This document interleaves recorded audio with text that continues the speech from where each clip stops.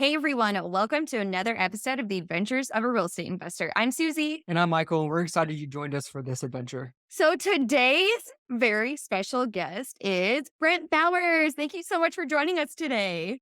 Hey, thanks for having me, guys. This is exciting, sun shining, and it's gonna be a great time. And by the way, I think you guys have the top two real estate podcast names. The Adventures of a Real Estate Investor, because I think every deal is an adventure.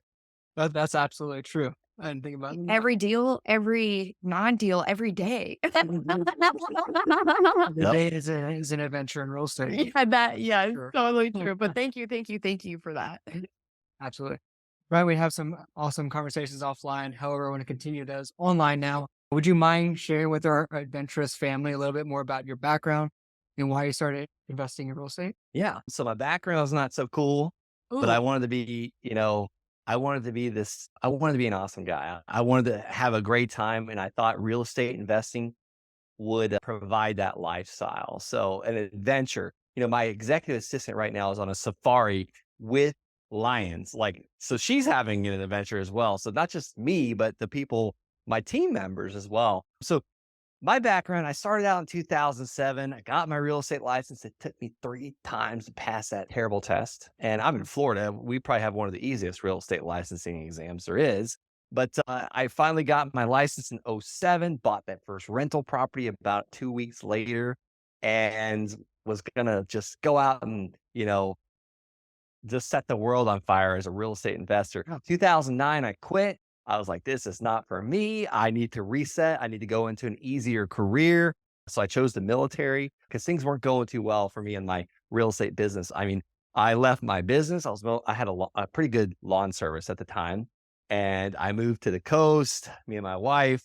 Ultimately, I went from a real estate investor, real estate agent, business owner to moving in with my in-laws because I couldn't afford my rent anymore, and I was broke, and just it was sad. It was really sad. So I joined the military, reset my life, did a couple combat deployments, ended up going through a divorce, and I was still broke. And it was just things weren't going well. And the army saw something in me, I guess. So they decided to pull me out of Afghanistan on my second deployment, send me to college in Melbourne, Florida. And I just felt like, okay, I'm back. I am going to start investing in real estate again. I started house hacking, bought the house next door to the college, bought another rental, met this beautiful lady named Emily, ended up marrying her. We have 3 kids now together. And I saw history repeating itself in the military. I was now preparing for combat deployment number 3. And here's what they don't tell you, you know, or most people don't know is if you're going to leave for 9 months or a year to deploy, you usually train up for about a year prior. So you're gone all the time. You're gone for a year, then you're gone for another year. So I was scared to death. History was going to repeat itself. I was going to lose another marriage. At this time, we only had 2 kids. And I knew I needed to find a way out of the military. And ultimately, I had to cover my expenses first. So I had to become financially free or have a business that provided enough income. Mhm. Now we call it passive income. It's way cooler sounding word. But I did that through land investing. And that's why I'm here, you know, ringing this victim bell and, screaming off the rooftops about, how land investing changed my life. Ultimately, I think it saved my life. And I'd love to talk about it and share some steps to do it with your audience and, how they can go out and do a land deal today by taking massive, violent, imperfect action. It doesn't have to be violent, but I Yeah. just like to add that word. I love that. I love that. One, thank you for your That's service. what I was going to say. Okay. Two, this is like Michael's also in the military, so like Oh, okay, cool. quite a few of our listeners are as well. And this is, like a big realization, for a lot of people that, the military, yes, although you are like doing great things for your country, at the same time, you do have to figure out how to do like great things for your family, right? Like everything requires all of the great balance in between. Yeah, absolutely. Yeah, it's tough. Well, I'm glad to know I'm with my people. I try and show off for my real estate friends, but my military friends understand me, and it's gonna be a good time. So Yeah, absolutely. Yeah. So when you got back into real estate, like why land? Like what attracted you to yeah, land? And why was this the ticket out or the ticket yeah. to Two, freedom? yeah. Yeah. So in college, I ended up learning how to wholesale houses to make some money to pay for those college classes. I ended up picking a private school. The military paid me my E5 salary to go to school, but I didn't realize I had to pay for the courses. And that was really earth shattering when I was like, oh crap, this like, Right. I owe $3,300 this semester. So I took a bunch of courses and like a bunch of seminars. I maxed out my credit card going to seminars, learned how to go and door knock notice of defaults, people that were in lis pendens or pre-foreclosure. And I would door knock these houses and assign the contract, pay for college, and then, keep moving forward. Yeah. And then I invested in another course as we were moving to Fort Carson, Colorado. So I was haphazardly wholesaling houses. And I just kept going further and further and further in debt because it costs a tremendous amount of money to mail homeowners. And you got to go build rapport. Then you got to do this thing called follow up like 15 times until they sell to you or die. I just didn't have time for that because I'm doing like 13-hour days in the military, easy. Plus, I have, a newborn baby at home and a wife I really wanted to see as well. So it wasn't going so well. And then I was just like voraciously, I don't even know if that's a good word for this, but I was like listening to podcasts like the Adventures of a Real Estate Investor podcast, just searching for answers. And there was this man on one of the podcasts I found. He was talking about flipping land and doubling his money overnight. And I was like, it's not possible that it's that easy. I will give it a try. So I immediately started mailing the tax delinquent list a postcard that just said, hey, my name is Brent. I'd like to buy your land at 123 Main Street. It was handwritten. If you're interested in an all cash fair price offer, call me or text me. God bless you.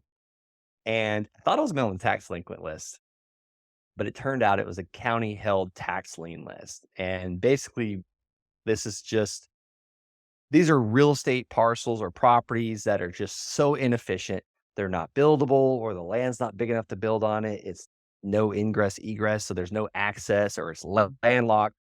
And it was like throwing a worm in a drying up pond. Like the piranhas were just after it. So my phone started ringing like crazy. And people were like, yeah, just take the land or it's yours for $285. And I was Oh, like, holy crap, I am on to something. I felt like the smartest person in the world there. yeah. And I bought my first parcel for $285, flipped it to a realtor the next day for 5 grand.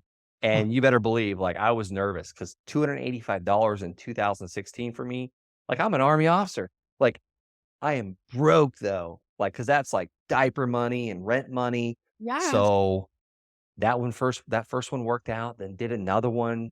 And that second one gave me, like, I seller financed it. So I sold it on payments. Wow. That second one gave me $400 a month, and I got my $500 out of the deal. I paid $500 for that second one. So my security was out. I was profitable in 30 days.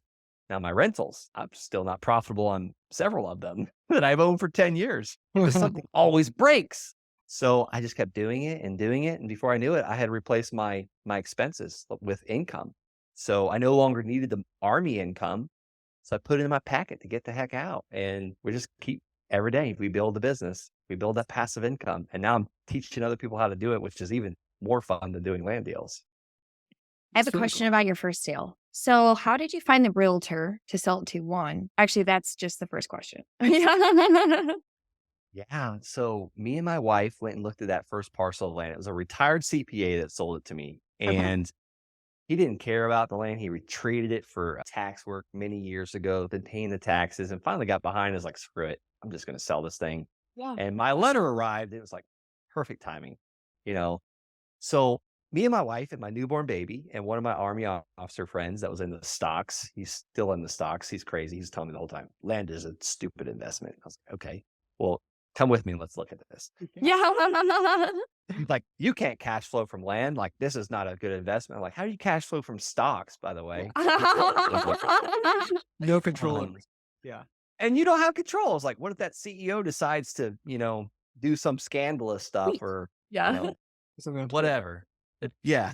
Make a comment on Twitter, or smoke dope. I don't know. But so we ride out there and we look at it and we're looking at this piece of land. It's in Palmer Lake, Colorado, overlooking the Pike National Forest. It's on Lake Avenue. And I'm just like, this is a beautiful land. I don't know why it's not buildable. So I figured that out by calling the real estate office at the bottom of the hill. I Oh, call a real estate agent. I tell her about the land. I was like, I don't understand. What is it worth? I was really kind of just asking her for information and if she would list it for me if I bought it and what she would sell it for. I want the blowout price. I want the get it done now price. And she told me it was like worth like $10,000 maybe. She wasn't quite sure. Well, I thanked her for her time. And I'm like telling my wife how like, holy crap, we're gonna take $285 and turn it into $10,000. I don't know when it's gonna sell. She was like, sounds risky to me, but okay, I trust you. And then the realtor calls me back and says, hey, what if I bought it? And she literally offered me 5 grand. She can close in like several days, Wednesday to be exact. And I said, send me the purchase agreement. Let's do the deal. And I called the seller back. I said, can I pay you on Tuesday? And I did. I paid him on Tuesday, got the quit claim deed, which I don't recommend that. I made so many mistakes in this business. Brought it to the title company and went back on Wednesday and picked up my certified check for 5 grand. wow. That's how I sold it. That's cool. And that shows that, like, one big thing is, like, going out of your way to ask questions to people that you don't even know, like, can bring you greatness, right? Like, so many people have, like, fear of, like, well, what if I ask the wrong questions or I don't know what I'm gonna say? Like, none of us really know what we're saying at the very beginning, but look what happens when you, like, jump out of that place of fear and do it anyways. Yeah. Yeah. I just told her, I was like, look, I'm in the military. I don't know anything about lands. I'm in the process of maybe buying this. I have no clue what it's worth. Like, what do you think the 30-day blowout price would be?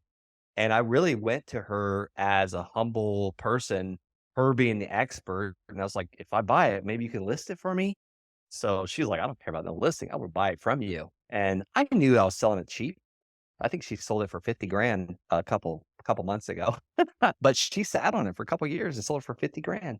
That's so So she made out like a bandit too. Yeah, that's crazy. Yeah, that 10x for money. But I mean, you have more than 10x yours, right? Oh my yeah. god, yeah, I don't even know how to do that math. Like, whatever, 200 like, I think you gotta take 5,000 divided by 285, that's like I think that's more than 10x. Yeah, So, yeah, for sure. That's cool, man. So do you still buy in like Colorado or do you Buy all over. buy all over? I buy anywhere I can find a deal. I'm looking at my board, can't see it, but I'm looking at a property in Tennessee, Tampa, Miami, 18 parcels in Hawaii, Wow. another one in Tennessee, another one in North Carolina. And here's the thing, we'll buy anything that we can get a massive discount on it. So Okay. I don't have the money to buy and sell or finance every parcel, but I try and do 9 out of 10 financing part, like where I sell or finance it to someone else because that is my continuous income. Yeah. I don't want to get caught on the transaction roller coaster. So like when I leave the closing table, I got to go out and work again. No, some of Yeah. these are paying me for 30 years. That's One that I thought was going to pay me for 30 years is paying me next week. They're paying the whole balance off, 126 grand. Oh, So like, okay, let's go buy some more land. yeah, that's so cool. that's really cool to think about it that way. It is. Yeah. So first question I have is how did you okay, so you said the first time you sent out your handwritten mailers, stuff like that, to a list of like, tax, I think you said like tax, they're tax deficient or something like that. What did you from there? Like after that first mailer, did you say, okay, this is actually working? And did you get smart about like where you're actually targeting and things like that? Yeah. Yeah. So I've evolved quite a bit from what I did back then. But my next step was I only had 687 of those records that were behind on taxes. And if your listeners want that postcard, I still use it today. They can go to thelandsharks.com/postcard. I bought millions of dollars worth of land with that postcard. We actually purchased a parcel for 1.2 million with that postcard. That's so Um, cool. yeah, we still have that one. It's on a 6-lane highway, backs up to a golf course in Colorado Springs. It's commercial parcel. But so my next step, going back to answering your question, Michael, I pulled a list from propstream.com and I pulled a list of all the landowners in Colorado. And I threw a massive amount of spaghetti at the wall and I was like, let's see if anything sticks. Let's see if we get any calls. And it wasn't the best. I did like 1 or 2 deals from that one, but one was from a bank. It was from a bank and they had taken the land back. Mhm. And I didn't know what the land was worth. I still had no clue how to price this stuff, by the way. Like I was relying on realtors and just really I was so nervous. Like I wasn't sure what to price it at. So I would get it for as little as possible.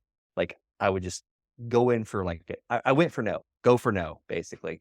So Yeah. I kept offering $20,000 to this bank, and I thought it was worth about 80 or 90,000. The land is 44 acres next to Schriever Air Force Base. And the bank finally called me back, the manager. He goes, listen, it's a Friday, by the way. It's Friday morning. He goes, listen, if you don't take this, don't ever call me again. He's like, we'll sell it to you for 25,000. You have 30 days to buy it, and we will not finance it for you because they took it back. They want their cash. And I was like, sure, let's do it. Signed the purchase agreement, and I did not sleep that night. I was so nervous. I brought my wife and my son Zechariah to the Denver International Airport that next day on Saturday. And when I got back, I got a bunch of yellow real estate that we call bandit signs. And I wrote on the back of them with a black, I was looking for the marker. I usually have one in my office, a black Magnum Sharpie marker. And I wrote 44 acres, 38K, phone number. And I put 33 of these signs out.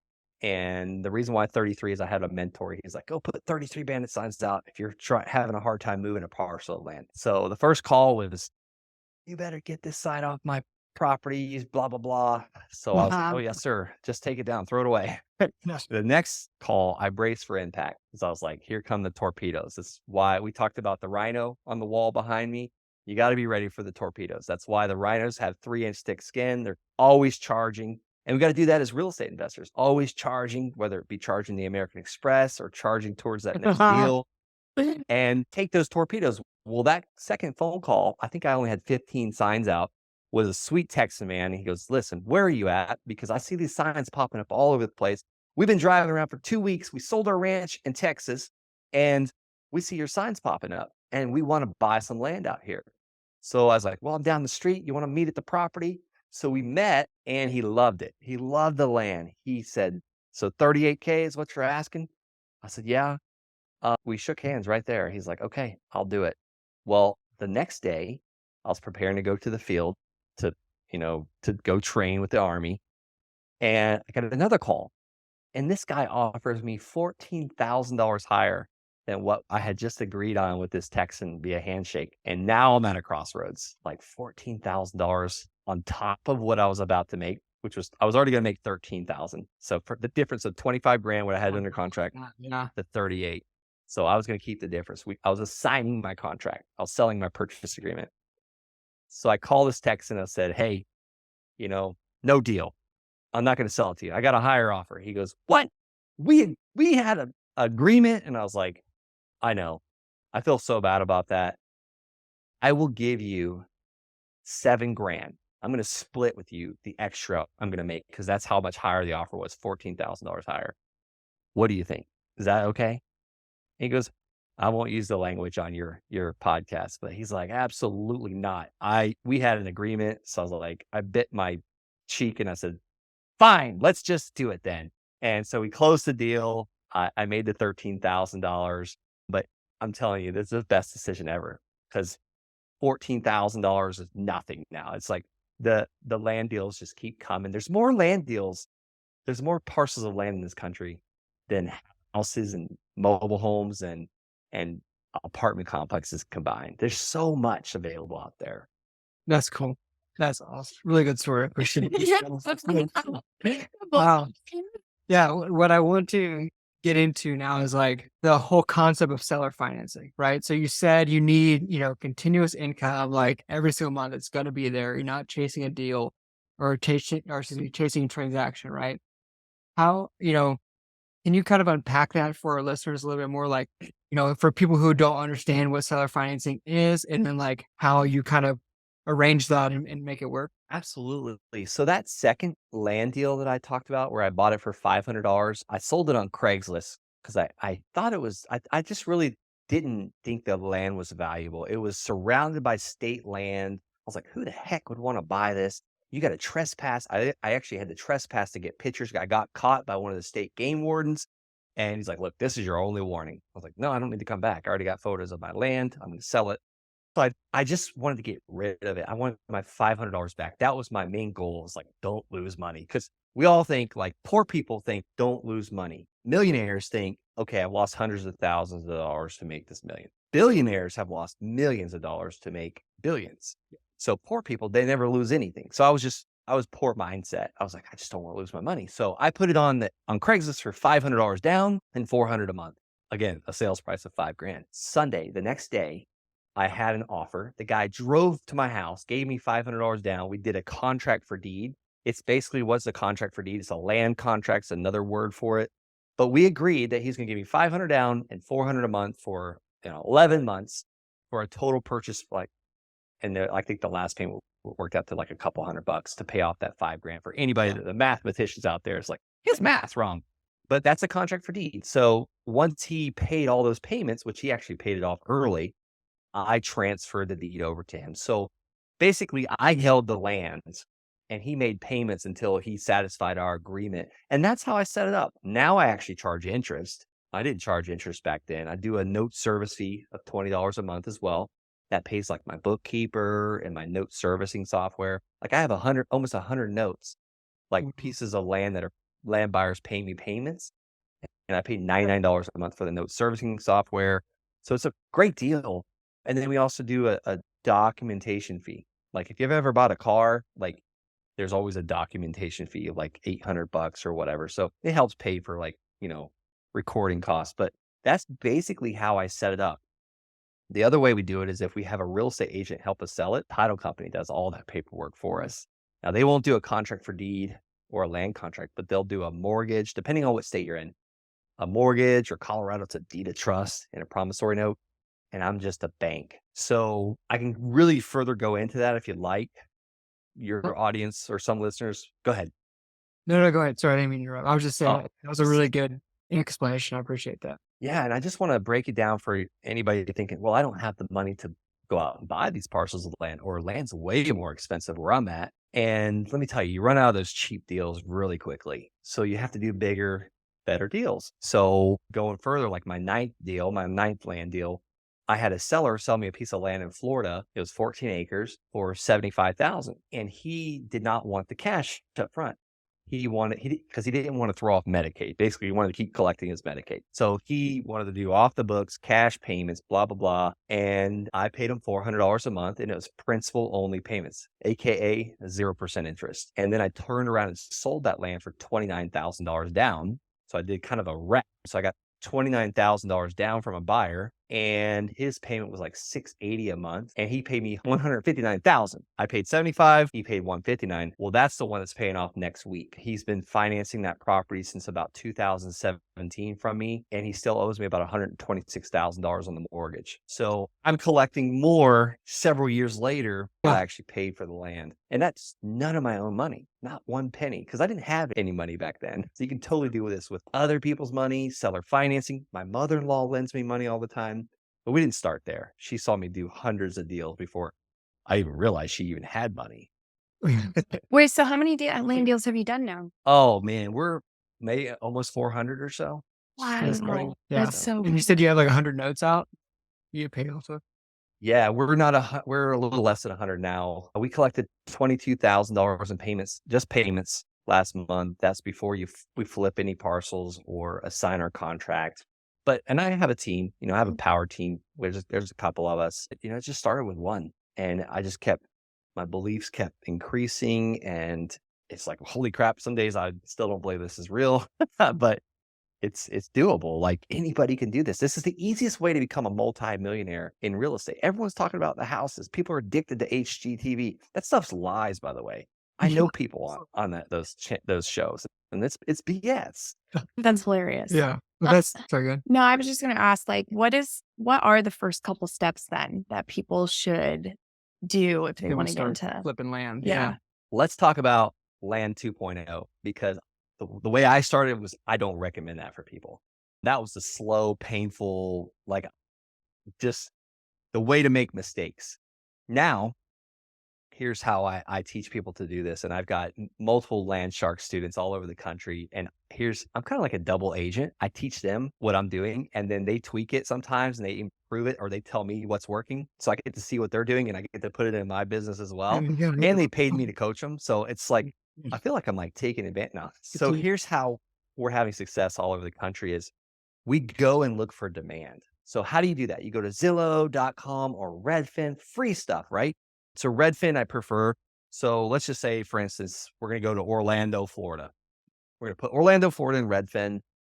And then I'm going to go to the solds. I want to go to all filters and then click solds, because sold is going to show me what's selling, where the demand's at. Then I'm going to scroll down a little bit and I'm going to select land only. Just hit the land tab. Then I'm going to scroll down just a little bit more and I'm going to do last 30 days. And then I'm going to hit X on Orlando. I don't want to see Orlando anymore. I want to see that map, and I'm going to zoom out. And I'm just looking for clusters of solds, like red dots where the land's selling. Anywhere I see a cluster, and sometimes I might have to pan Florida, and you can do this from any state, and you can do this virtually. Maybe you're deployed somewhere. I've got a student in Korea that's doing this in where's he at? He's in Michigan. He's looking in Michigan for land deals. So you look at the solds, and then you click on each one of them. And if it's too overwhelming, if there's too many, then just go back, scroll back up, and go to 7 days, the last week. Click on each one of those, and this is why this business is recession proof, as well as it doesn't matter if the land values are going down or up, because we're only looking like the past couple months. And we're also getting a crazy discount on the land. So there's room for error. There's margin of safety. So you click on each one of those that have sold and you write it down. How much did it sell for? What size parcel? And then scroll down a little bit. And if you really want to get technical, you can use a Excel spreadsheet, but you also want to copy and paste who it was listed by and who it was bought by. Listed by was the listing agent, bought by was the buyer's agent. And if you don't see that, it just means that someone sold by owner, basically. They didn't sell it through a real estate agent. So once you see all those things, you know how much the land's selling for. You can figure it out as far as you can add them all up and divide it, and you can see what the average is selling for. But you're also going to see the in-demand parcel size. Like, okay, seems like 10 parcels that have sold. They're all 10,000 square foot and 1 acre parcel. Okay, we know the 10,000 square foot parcels are in high demand. Next, we're going to go to like a list provider, PropStream or List Source, or some people are using Agent Pro 247. Doesn't matter. They're all the same. And pull lists of people that are in that neighborhood. I'm microing this down to that neighborhood where you're seeing the solds. Pull a list of landowners that own 10,000 square foot parcels and mail them. And I can hear it now. People are like, well, what about out of state owners? Or what if they should own it for at least 10 years, right? Well, that's what our competition is doing, because everyone's going after the out of state owner. They've owned it for 10 years. But what about the people that just inherited it 6 months ago and they live in the same state? Like my sister-in-law is one of those people that she just inherited 10 acres and she doesn't want the land. So next, you're going to send them that postcard that I already gave the link to, thelandsharks.com/postcard, and have a conversation with these people and figure out what the lease they'll take for that land. And once you have that conversation, pull away and go and figure out what it's worth. Go talk to a real estate agent. Remember how I said how to find that land specialist agent? Call that person. Hey, what can I sell this land for? Get it done now price. Like, I want the 30-day blowout price. Maybe $10,000. Call that seller back and see what the lease they'll take. And if they won't give you a number, then say, hey, would $1,000 work? And that's when they'll give you a number. Oh, I'd need at least $2,500. Oh, so you take $2,500 for the land and it's worth $10,000. You now have a beautiful piece of land at a discount. Get that thing under contract. Go find a buyer that will pay you a little bit more than that. Love that. I do too. That's awesome. Cool. So many nuggets. Yeah. So, Ventures family, people out there listening, please hit up Brent. This sounds awesome. If you're interested in land flipping or, acquiring land and then Land holding. Yeah. Please reach out to Brent. He'll provide his information here at the end. So please stay tuned to the end of the show. But Brent, this takes us to our Adventurous 4. These are 4 exploratory questions we ask all of our guests. So if you are ready, we will begin. I'm ready. Awesome. Oh, yeah, I'm fast. Boom, boom. So the first question we have for you is, where is one place you wish to travel to and why? I've had my eyes on Colombia for a while, and I'm just excited to go there. My wife's a little nervous because we still have a very young children, but that's the goal, is to start taking them to a different country each summer. Then Germany. I want to go back to Germany, all these places. So Colombia, quick answer. I like Awesome. it. The second question is, what is one thing on your bucket list and how are you leveraging real estate or land investing to achieve it? All right. So Yeah. Yeah, Thanks for but- asking that. Thanks. I have a a property that I grew up going to. My dad used to take me out there. His boss used to own it, and they no longer own it. But I'm trying to get my hands on this piece of property. It's a cabin. I shot my first deer out there. I used to go fishing out there. It's just childhood memories of growing up in this cabin. It's 20 acres in the middle of a massive cattle ranch in Florida, but you have to cross ditches and holes and pull yourself across a floating barge just to get there. So it's like the adventures of a real estate investor, but the adventures to get to that camp. And it takes you like an hour and a half to get in there. Well, one day I'm going to own that place. So, and I'm going to use real estate to do it because I'm waiting for the seller to finally let me buy it from him, or I'll partner with him and he can keep ownership as well. That's That's cool. cool. That's Love super that. cool, actually. Yeah. Yeah, that's really awesome. That's a change. Right? So yeah, the third question we have for you, Brent, is what is one piece of advice for someone who wants to start passively investing in real estate, or in this case, start investing in land living? I say, there's so much education out there. It's so easy to sit passively and listen to these podcasts and you could take all the notes and be in education mode. I say, get out of education mode and start taking, I already said it once, take violent, imperfect, massive action. And when I say imperfect and massive and violent, like sometimes you might stub your toe. Like you're going to get hurt. You're going to cry. You're going to lose money.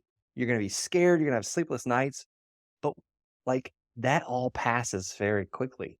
I'll tell you, you're never going to forget that first deal. Alana, she's one of my Land Shark students. She just did her 4th land deal. It took her almost a year to do 4 land deals.